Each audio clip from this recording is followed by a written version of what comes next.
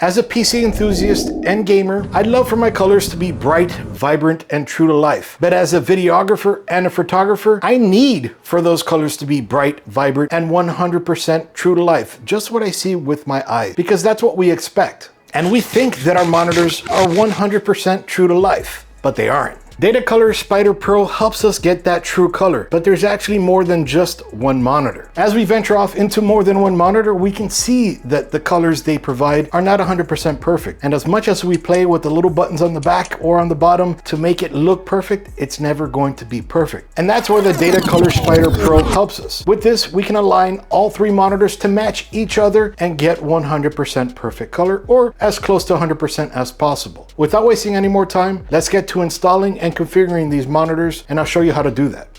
Here she is again, the Datacolor SpyderPro. I've used the older version. The older version was nice. Let's see how this one turns out. All right, on this side, we can see the system requirements. You're gonna need Windows 10 or Windows 11, Mac OS X 10.14 and above. And then on this side, we can see just some details over here, and then where you could download the software as well, QR code.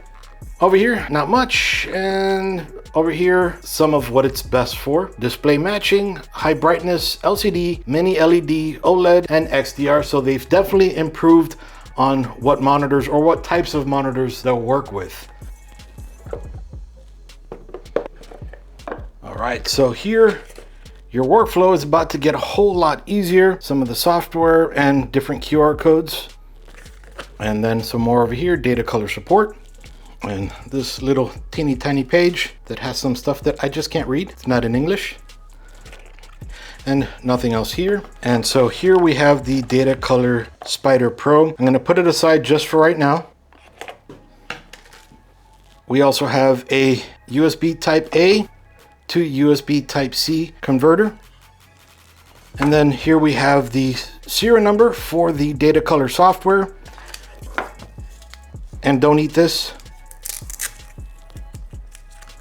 Then wrapped up here, we have the USB Type-C connection, along with the ferrite core for noise filtering and to improve signal quality. This cable is 66 inches. I'll go ahead and link the conversion down below. And then over here, this is the light sensor so that you can see the ambient light, which will affect the colors on your screen. So that's pretty awesome there that it does measure and adjust for ambient room light. This is the cap that covers the lens. Again, this will calibrate OLED, mini LED, Apple XDR, liquid retina displays, high brightness monitors, unlimited gamma curve, white points, and brightness settings. And we'll also do a full screen calibration comparison and side-by-side display matching. This is teeny tiny. It's 3 inches by 3 inches by 1.75 inches, so incredibly teeny tiny. Then over here is where you can put it on an arm if you'd like. So incredibly versatile, and this acts as a counterweight. So you can pull it through this here, and then you can counterweight it so that this can lay flat on the monitor. Now let's go test it on a monitor real quick. So to get started, first we'll open up a browser, then we'll go to the Datacolor website. I'll link it down below. Then we'll scroll down under here under Spyder software download, Windows or Mac. We're using Windows here, so I'll click Windows software. Okay, then I'll click on the zip file. Since it's only one file, we can just go ahead, double click on it here. All right, and then select your language. Next, I accept. Of course, read this. Next, install. And then we select finish. We can close out of all this now. And now we'll go to start, all apps, scroll down, Datacolor, and then Spyder 6.1. Okay, now we'll go ahead and plug in our Spyder. Now you can either use the USB Type-C connection that the adapter comes with, or you could use the USB Type-C to Type A connection that also the device comes with. Now, either which one, make sure you plug it into the rear of the PC, not any sort of USB hub on the PC, keyboard, or anything along those lines. That way it gets full power. And then we click next here. And now we enter the serial number on the bottom of the box and click next. One sec while I enter this information. And then if you'd like to join the Spyder community, and then what kind of workflow do you use? I use photo, video, digital design, content creation, and I've answered it, so I'll click next. You can either print that license code or copy it and then click finish. And then would you like the application to automatically check for software updates? I'll choose yes, but you can choose no if you'd like. Are you willing to share calibration? Sure. Now, all this information, make sure that your monitor, one or all of the monitors that you've tested, are 100% lit, meaning they've been running for at least half an hour. The lighting conditions, how you typically are going to have it in your office, your room, your studio, wherever your monitor may be. And then have you reset your monitor's display controls. So very important, reset everything. So we're gonna do that real quick. So it's gonna be on your monitor in a different place. We'll go into the menu. And then we want to make sure we erase this or reset it. So locate the section. Okay, we don't have a reset here. So what we're going to have to do is go under picture, and then we raise the contrast 100%. Okay, and it's going to ask us this a little bit later on. We'll just do it ahead of time. Now we'll exit from there. Then also, if we have a way to raise the color temperature to 6500 Kelvin or 6500 K. So then under here, under menu, we'll go under picture, and then we'll see if there's a way to reset this. I don't see a way here. Maybe under color, nothing there. Actually, because it also wants us to reset the Kelvin or set the color temperature to 6500 or equivalent, and then adjust the brightness. So what I'll do on this particular monitor, oh, this one, maybe it'll be here. Okay, it's not here. So on this particular monitor, since we have the ability to, I'm gonna go ahead and enable HDR. Not all monitors have it. So I'm going to set HDR 400, and then we'll come out of here, and then we'll click continue here. Now we'll either calibrate or device preview. So we'll click on calibrate, and next we can either do display calibration, StudioMatch, and display analysis. We'll do display calibration. We'll do StudioMatch afterwards. Next. And then here we select what monitor we're using. I have 3, but we're going to do one at a time, or at least the first one. Now, the way we find out what monitor we're on, we're either under PNP3, generic PNP monitor 1, or Asus X3438-2. Now, I haven't installed the drivers for these two. I did install the driver here. That's why you see it named, but we can right click on the background. We'll go to display settings, and then over here, we can see our monitors, and we'll get to this in 1 second. But if we do identify, we can see right over here, it points to 3. So we're on monitor number 3 here. Perfect. Now we'll select what kind of display technology. I'm not exactly sure because it's not something typically they state. So what I'll go ahead and do is I'll do the default of wide LED. Then please check the checkboxes for controls available in your monitor. If you're not sure, we recommend that you check the instruction manual. So we can select brightness. We can't change Kelvin on this monitor. And next, then here are the different settings for calibrating. We can either calibrate full calibration, recalibration for later on once you've already calibrated and you want to recalibrate it, or for later on if you feel like your calibration is off, come back in and check it again. We'll leave this all default, although I'll leave this under better because I want better results, and my room lighting is the way I usually have it. So then here we'll select next. We want to place the Datacolor Spyder on the table. In whichever room you're going to be in, set it right on the table so that this sensor can check all the lighting, and then we'll click next. Accept the recommended or keep the changes you have selected. We'll go ahead and accept the recommended settings and click next. Now we'll go ahead and place the Spyder on the monitor. So we'll just open this up, and remember, this is your counterweight. So you're going to place this. Now this is too long, so we'll go ahead and pull it up with this. We're just pulling on it. Okay. And now if you feel like this isn't perfectly flat on the monitor, tilt your monitor back a little tiny bit. And also you may want to pinch this up here so that it creates its own curve, and that holds everything in place. And then click continue. Now remember, since the sensor is right on the center of that SpyderPro, don't move around too much because you might block or expose some more sunlight or natural light. Now at this point, it wants you to set the maximum brightness output by adjusting the brightness control. So we'll come under here and come back in the settings, and now maximum brightness. All right, so we already are on the maximum brightness, but if not in yours, go ahead and adjust that, and then we'll click continue. The screen brightness will be measured continuously once per second. Look at the target and current values. Adjust the brightness control of your monitor either up or down and make the current value match the target value. Continue this process until the current value is within 4% of target value, okay? And then down here, it shows the values that we're going to be setting towards. The target is 200 CD. Our current is 234. So like we've done before, come down here and then go under brightness. Select brightness and then lower it and keep watching that little box. As we're moving it here, that little box is going down, down, down. We want it to be 200 or as close to 200 as possible. All right, so 201 it is. And now when that's done, we'll go ahead and click OK here, and then we'll click continue here. Now this will take a minute. Once we're done, we'll go ahead and click finish here. All right, and we can move the Spyder now. When you move it, just make sure you place the cap back on there. You don't want any dust or anything to get on that cap, or on that lens, I mean. And then here, first off, let's go ahead and save the profile. Save it there, okay? And then we want to select here if we wanted to never calibrate, every week calibrate, fairly often every 2 weeks, every month, or every 6 months. I'm going to select every month and then click next. Now, if I change it over here, just go ahead and save it again and then click next. And then here it lets us see what the difference is with our profile. Okay, so then this is with the monitor calibrated, and this is with the monitor uncalibrated.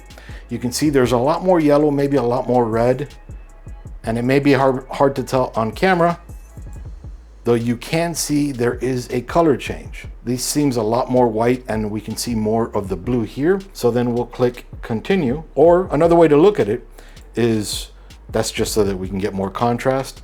I click on the little pepper here and we can select whichever, but I found the pepper to be the best.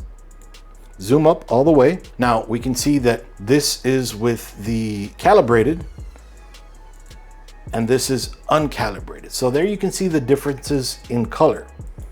So it helps tons. So now we'll select next. And then here it shows us all the changes we've made, the profile that we want to graph right over here, and then compare to if we wanted to compare any of those changes, and then information from the other monitors. If you wanted to, you can select each and every monitor and do it one by one, or you can match it with the studio matching I showed you earlier. Let me show you how that works and some preparation we need to do ahead of time. And we can do it with this screen on. So what I'm gonna do is first right click on the background and go to display settings. So first off, we can see right here that the monitors aren't like they are here in the real world. They're in the real world, this would be here, this monitor would be up here, and then that monitor might be exactly where it's at. So what we want to do is set it to as close as possible as we see here. So for example, number one, we have about that much space down here, and obviously we can't measure it, but we can drop it maybe right here. And then since this monitor is almost the same, a little bit lower here, we'll pop it right here and we'll leave it there. Now, a good way to test how accurate this is just drag your mouse here. We can see that's perfect. So we'll keep going over here and then we'll drag it right over here. Now, the reason that one's different, and that could cause an issue, is because of the ratio right over here. So if we scroll down, first off, select that monitor and then change the scale. Let's change it to maybe 200%. And then we can scroll over here again. And that's getting better. So let's bring it up. And unfortunately, I can't record that, but you'll see it on my camera. So that is, and then you see as we bring it over, it blows up over here.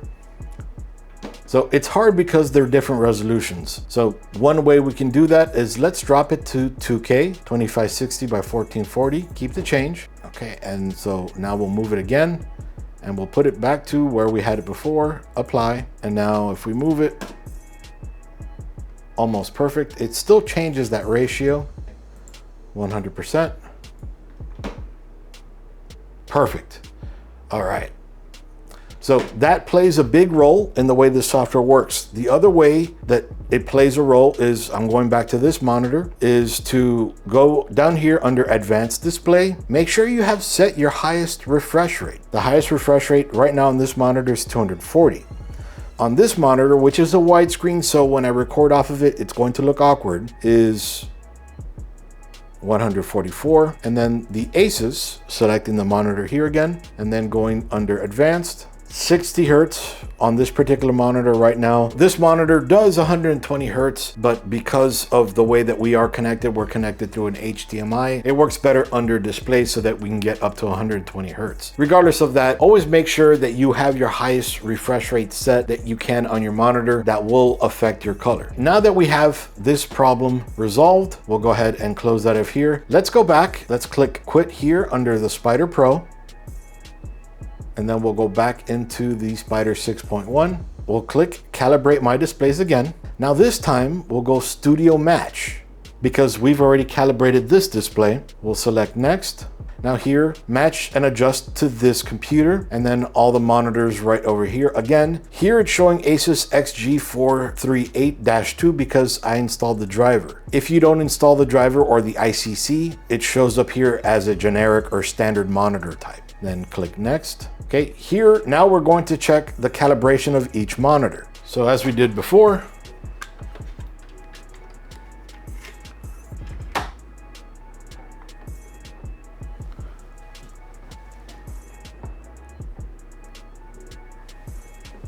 and then we click Measure, and then we click Finish. Okay, now that measurement moved over to the second monitor. Now I'm gonna repeat the same on all three monitors. I don't want you to have to sit and wait for that, so 1 sec. All right, now that we're done with that one, it moved over to monitor number 3. Now, because I have an odd monitor setup right now, this monitor is further away. You may have an odd monitor setup as well, or you got to keep it far away. One issue I found is the cable that they provide is too short. Maybe if it was another 2 or 3 feet, it might help. Just a suggestion, but that's a particular issue I found. And then coming back to the first monitor, it wants us to put the Spyder back on the desk like that so that the sensor can read the ambient lighting. Next. And then this is the candelas rating from each and every monitor that we saw. Then we'll select Next. We'll save that StudioMatch target and then Next here. Now we're just gonna check one more time. So 1 sec. And now we can see all three, if not 100% identical, are incredibly similar, because to me, with the naked human eye, they look incredibly similar. And of course, we have a little to play with. Now with all three, we're able to, on the software, come into here, and then like I've shown you before, we can show you calibrated and uncalibrated. Again, naked eye, you may not be able to tell 100%, but let's choose this one now, for example. We can see calibrated and uncalibrated, since that has a lot of colors. And maybe this one here, calibrated and uncalibrated. As we go to different monitors, you might be able to see more. We'll go back to the color, calibrated, uncalibrated, calibrated, and now moving to the big guy, calibrated, uncalibrated, back to calibrated. So with the Datacolor SpyderPro, I've shown you how to change all the colors and everything on your monitors, the brightness, the contrast, so that you have a beautiful, crisp, clear image across all your different displays. You can have the same colors. Again, this is incredibly important for photographers and videographers and creators such as myself, but this is also incredibly important even for gamers. For people just browsing the web, you want to make sure your green is green, your blue is blue, your red is red. Everything is as it seems, because you go to show this to somebody else on their computer, this looked better on my computer. What's going on? This isn't right. And then everybody kind of looks at you like, But anyway, aside from that, I've shown you the importance and how to use the Datacolor SpyderPro, the brand new one. It's beautiful, and there are a few differences between the SpyderPro and the SpyderPro X. The SpyderPro is the higher one, the X is the older one, still works great, but the Pro is the brand new one. And I'll have links down below so you can check out and compare on your own in case you do have the X. But anyway, this is Iggy with ThisBytesForYou, again showing you how great the differences can be on your monitors. 3 separate monitors, all separate settings. Now they're all one monitor. You can glide across perfectly clear. Every single one has the same color, and you don't have to worry about it anymore. Iggy with ThisBytesForYou out. See you guys.